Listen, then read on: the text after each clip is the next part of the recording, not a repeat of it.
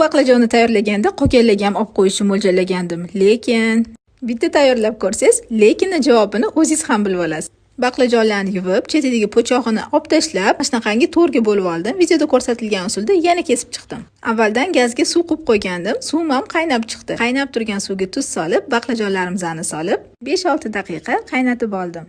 Baqlajonlarni salfetka yozilgan idishga solib, juda ham antiqa bo'lgan klarni tayyorladim. Bir dona tuxumni chaqib olib, milliy mahsulotini, tabiiy qurtlarini mayda qilib maydalab oldim.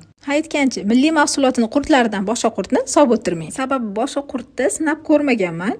O'rniga 1 choy qoshiq smetana solsangiz ham bo'ladi. Alohida idishda bo'lsa, panirochniy suxari yoki kireshkini maydalab solib, un solib, paprika, tuz va quritilgan chesnokni aralashtirib, baqlajonlarimizni oldin to'lqonga, keyin tuxumli massamizga botirib olamiz. Hamma baqlajonlarni botirib olgandan keyin yog'imizga solib, oldi-orqa tarafini 3-4 daqiqada pishirib olamiz. Usti qarsildoq, ichi sochli, mazali baqlajonlarimiz tayyor bo'ladi. Suzma yoki smetana bilan yana ham zo'r ketadi. Albatta tayyorlab ko'ring.